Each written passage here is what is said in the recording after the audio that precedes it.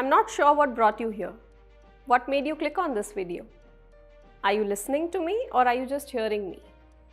And tell me honestly, what did you listen to in the last video that you watched? Hello everyone, my name is Diwyanshi. I'm basically a communication coach, and today I'm here to share one of my most profound experiences that has shaped my journey of communication. Listening skills are extremely important. In fact, listening is an act of love. A good speaker is always a good listener. We have all heard statements like that when it comes to the art of listening, and we all nod in agreement. But few questions that always stayed in my mind were, how do I know if I'm a good listener? How do I verify it?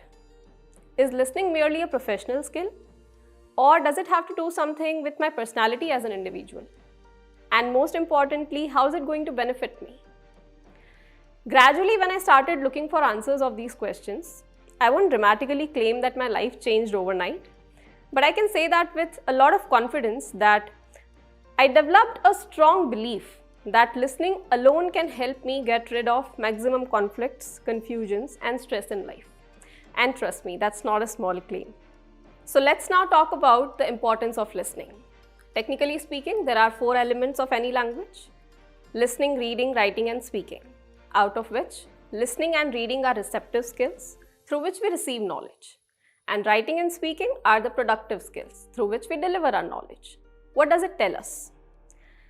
To be able to deliver knowledge effectively, I first must be capable of receiving it effectively.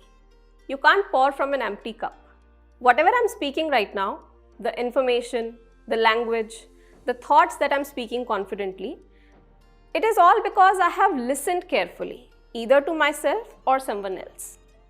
Had I not listened to someone else, I wouldn't have been able to upgrade my knowledge.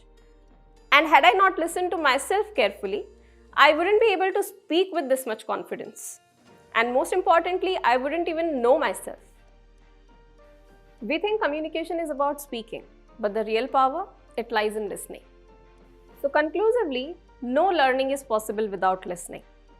Now that we are aware of the importance of listening, let's talk about the process of listening, because understanding the process helps us evaluate ourselves honestly. So basically, there are 4 steps in the process of listening: listen, understand, retain, and recall. Now the real question is, do I really understand everything I listen to, or I just hear it? Let's take an example. If I start speaking in a language that you don't understand, will you be listening to me or just hearing me? Of course, you'll just be hearing me, because you've been blessed with the ears that can detect sounds, but listening, not really.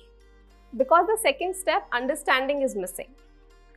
When you're listening something and you're able to rewind it in your own mind, in your own words, and with your own takeaway, that is when understanding has happened. So now you can say that you have understood what you have listened to. The third point, that is retain. Retain basically means to store the information in your mind. Has it ever happened to you that you come out of a lecture in your school or college, you were listening, you understood everything. As soon as you come out of the classroom, someone asks you, what was the lecture about? And your mind goes blank. Error 404, memory not found. Ever happened? It is not because you did not listen carefully or you did not understand anything. It is because you could not retain it. You could not store the information in your mind when it was needed. So this is the third step, and that has everything to do with mindfulness. Mindfulness basically means being present physically and mentally at the same place. When we are mindful about something, we listen to it, we understand it, and we retain the information in our mind to be able to recall it when it is necessary. Recall, that's the 4th step.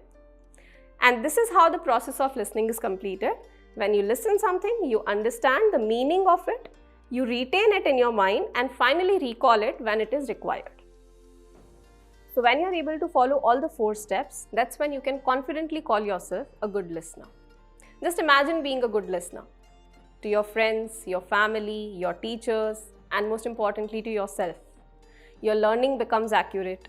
People feel valued around you because you're genuinely all ears. Your stress is lessened. You remember things. You save time. All of this just because of one good skill, that is listening well. So when you become a good listener, you don't just become a good communicator, but you become a good human being.